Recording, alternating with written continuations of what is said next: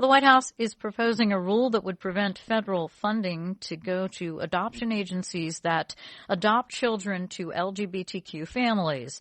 Vice President Mike Pence is hailing the proposal, arguing it is a matter of religious freedom. But some argue it could end up hurting children who need it the most. Joining us to talk more about it, Nicole Witt, Executive Director of the Adoption Consultancy. Thanks for being with us. Tell us a little bit about what this proposal is all about. So what happened was at the end of the Obama administration, that administration put an anti-discrimination rule into place, saying that if those agencies wanted to continue to get federal funding, they had to place with all families who could otherwise legally adopt. And so now the Trump administration is basically rolling that back under the auspices of religious freedom, saying, no, you don't have to place with those families and you'll still get your funding.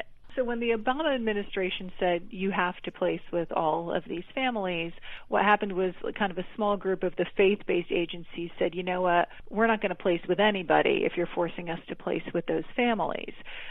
So now you have all these children in foster care who don't have avenues for getting placed. So this is the theory. So now the Trump administration is saying, okay, we're not going to force that, so these agencies will place children again and it will help those children. But in reality, the backlog with getting children out of foster care placed into families has never been, a lack of agencies. Mm-hmm. It's been a lack of families, right? Mm-hmm. And LGBTQ families are much more open to adopting than traditional families are. So by not giving them access to these government-funded agencies, you're preventing them from adopting. You're having more kids stuck in foster care. Right. And all the research shows that the children do just as well in the LGBTQ families. So the logic of they'd be better off staying in foster care rather than getting placed with a non-traditional family, doesn't hold at all. So what I'm hearing from you is that it's really not hurting the LGBTQ community so much as it is the being detrimental to children that are looking for homes. Ultimately, it's hurting the children, right? And in theory, in a diverse, large metropolitan area, it's not going to hurt the LGBTQ families that much because they'll always have another agency they can go to who will work with them. But if you're talking about maybe more rural or less populated, more homogenous parts of the country, then it really can hurt them too, because there might not be another agency who will place with them. And then that's, really hurting the kids in that part of the country because it's really limiting the families they can get placed with. Does it matter? Does it change the life of a child? And is there any information to suggest that a child adopted by an LGBTQ or gay and lesbian couple, whatever the status is of a parent that the child is affiliated with, does it impact them growing up?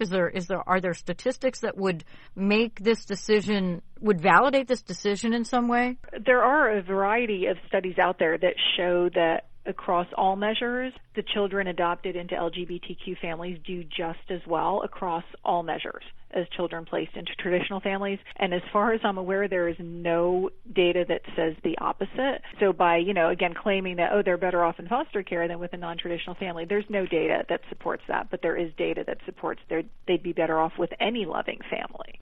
My understanding is the Vice President, Mike Pence, praised the Trump administration decision to restrict federal funding to adoption agencies that support adoption by LGBTQ. Right. So there, again, it kind of ties back to the whole religious freedom message or school of thought. And, what they're saying is, now those agencies that said that they wouldn't place children, now they're going to place children again. So now you're going to have more agencies who are placing children, so that's better. But, again, the backlog for these over 100,000 children in our country who are in foster care waiting to be adopted is not that there aren't enough agencies, right? It's that there aren't enough willing families. And the LGBTQ families are about 7 times more likely to be interested in adopting than traditional families. So by keeping them out of the mix, you're really limiting the families who are willing to adopt these children. So, again, that line of thinking doesn't really hold up to the data. What exactly is the Adoption Consultancy?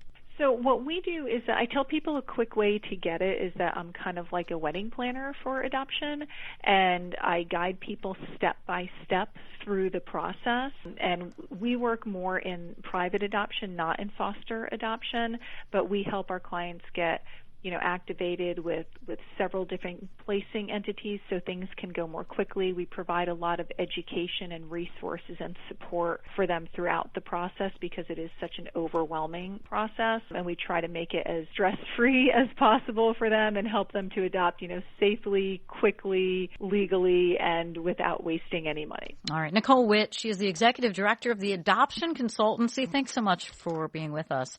You're listening to International Edition. Back in a minute.